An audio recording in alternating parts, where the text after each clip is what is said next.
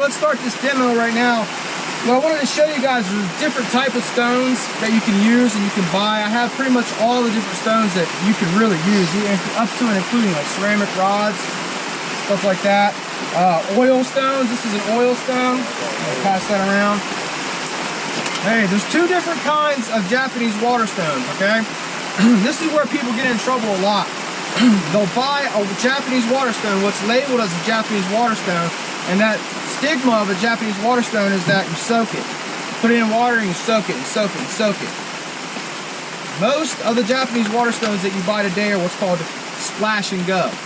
Okay? They're actually a resin, an impregnated resin that has the grit impregnated in the resin. If you soak these, you're going to dissolve that resin and you are going to have a heck of a time getting the correct buff off of these. So these are soaked. This is a soak stone. This is a Norton 1000, 4000, 8000 if you want to pass that around. Get to the back side, I guess. When you're working with Japanese water stones, you want what's called a nagura. Alright? And that's either to clean your stone if you're having buildup. When I'm doing my demo, you're going to see me get black lines in my stone, especially some of the other stones later on. That's called buildup. And what that is that the stone is harder than I'm sorry. The stone is harder than the steel, and it's moving more steel than it is stone material. So you're getting a lot of steel build up inside the stone. I take a nagura and I can clean that stone off and get all that metal buildup out because I won't be cutting correctly at that point. Also, a nagura in later stages like 5,000, 8,000 grits, a nagura will create a slurry. And that's just grit from this as well, mixing with the slurry from my other stones, and that'll get a nice quality polish off of it. If you guys want to be very careful and pass this around, this is an 8,000 grit polish. You trade your seats? No, I'm good. I'm sitting down. Be careful, Blake. It is razor sharp. Oh, yeah. Be careful. Don't do that. Yeah, be careful, bro. That will cut you. Pass it to her. I've already looked. No, you. The blade in there. You go. Safety. We're going to be doing a knife safety course here too. So.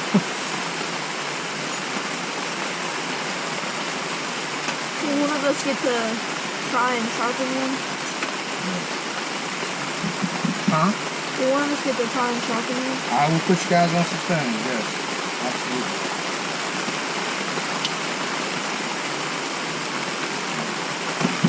Alright, so when you're sharpening a knife, everybody wants to focus on technique, right? And everybody wants to definitely focus on grind angle. You hear that? Oh, you gotta get that angle right. You gotta get that angle right. You gotta hold dimes down and push the dimes and all that stuff. It's better, this class, this demo is on freehand sharpening. And that's looking for the grind and feeling the grind yourself. And not just relying on dies and all kinds of other little angle measurements and things like that. Got it. Because that really hangs people up. Okay? If you are feeling the grind, if you're feeling knife, one, you have a more personal connection to your knife. It sounds a little bush hippie, but it's true. You know that grind a hell of a lot better because you're the one that put it on there, not some angle grind that you bought at Walmart or Costco or something like that. So we got some pretty, I wouldn't say neglected knives here, but we got a couple that need some work. So we're gonna work on them. And I'll go ahead and start off with these two here. Now, the reason why I want to start off with these two here is because we have two different blades right here, okay? Obviously they look a lot different, right? Mm-hmm. But one, this has what's called a bolster, that right there. This does not.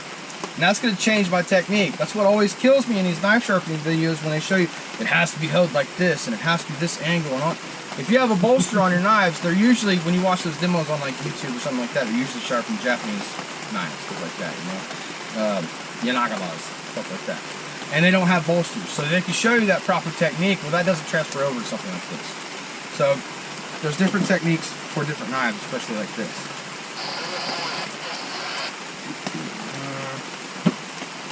This one, we'll start this. Alright, so if you guys are really careful, please do not drop this. Let's clap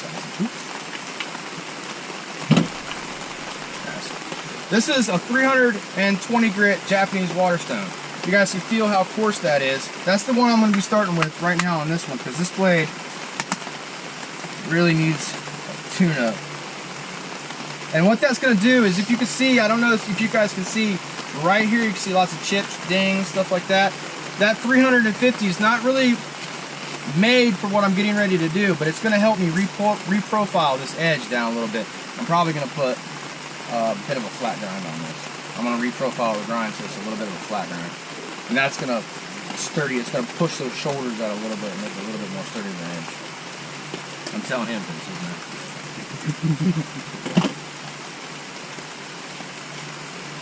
Like I said, these are splash and goes. When you first buy these, you should put them in water for a little bit, put them in the water and wait for the bubbles. You can look at the bubbles. This will suck up a little bit of water, but like I said, these are resin impregnated, so you don't want to sit them in water for too long.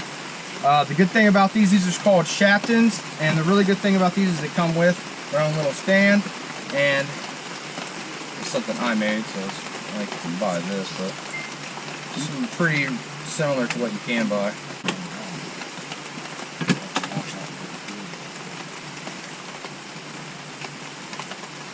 But when you get this stone soaked good enough and it's ready, all you have to do is just grab water, splash, and start sharpening.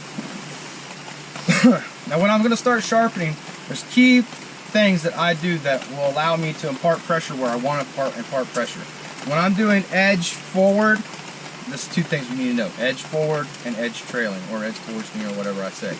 If I'm stropping, it'll be edge away or edge towards, something like that. But anyway, your hand placement, if it has a bolster, I like to always put my finger right on the bolster, just like this. Okay? And I usually put my thumb on the spine, and then this hand is the key hand. This is what's going to guide the blade, and it's going to put pressure where you want to put pressure. Okay? And what I do is you can just lay the blade flat, just like this, and I can feel that grind. And I'll have you guys come around if you guys want to, and you guys can play with it, rock it back and forth and stuff like that. You can feel that grind. You guys don't need, this is what kills me, everybody wants these sharpening guides. You guys don't need guides. You're the guide, and your hands are the guides.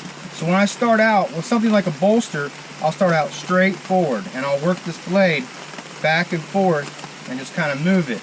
And you'll see me once I get to this tip, you see that round in part right there? I'll have to pick up on this blade, and that's all that I have to do, is just pick up on the blade to continue that path, all right?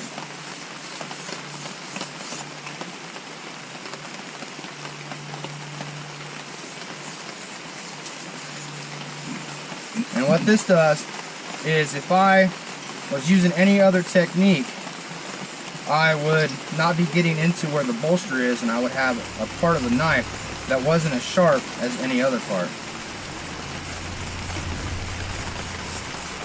See that black? Dirty knife.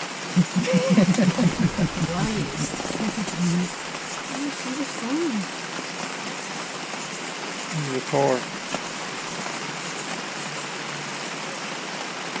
So when I'm sharpening, I'm going to do counts or something like that. A lot of people say make sure everything's symmetrical, 10, 10, 4, 4, stuff like that. That is a good idea to do, but when I first start out, I'm not really caring what I'm doing. Okay, the only thing that I care about is when I'm sharpening this side of the knife is to feel this side of the knife. And what I want to feel is, I want to feel, if the blade's like this, I want to feel this.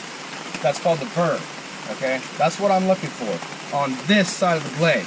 So I'm gonna not count, not anything like that. All I want is to feel. And until I feel that, I'm not done on this side. I'm going to kind of pick up the pace a little because this knife. A little on, there you go. Thank you. Andy's Teflon table.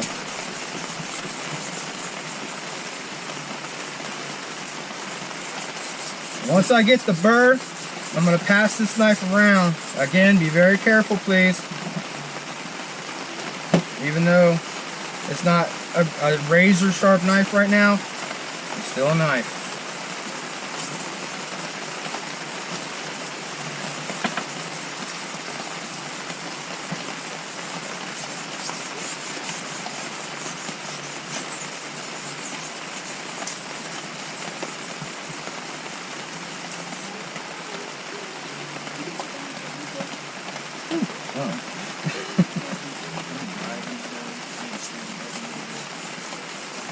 Another key thing with Japanese water stones is you want to try to use as much of the stone as possible. Because if you don't, you're going to get a bowl in your stone. And I've seen stones that are literally like that, and you got a lot of work to flatten them back out.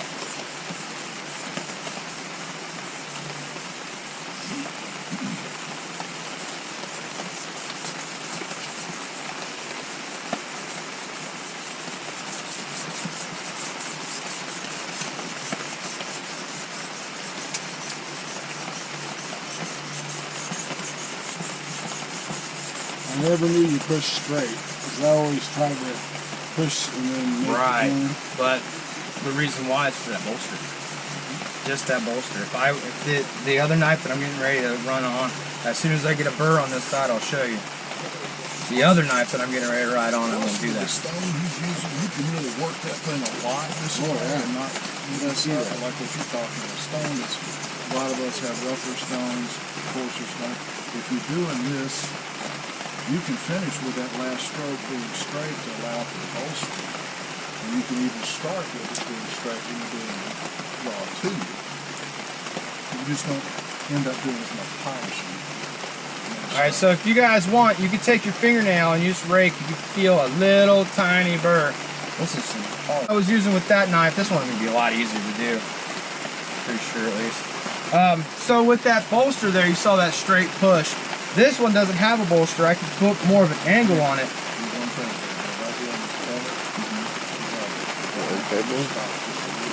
It's like something more you carry. Probably is. That's always. I figured it right. So this is a deep curve, so it's going to be a little bit different.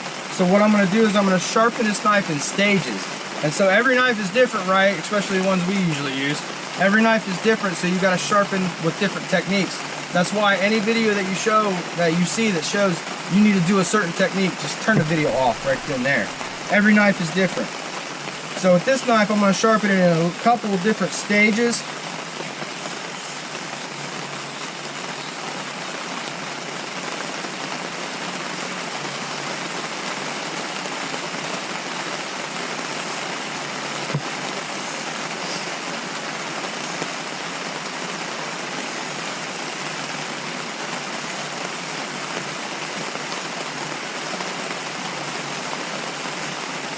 Some people do this just to get their knives sharp. Some people do this literally as a hobby. Like, this is my mantra. This is like meditation to me in certain ways.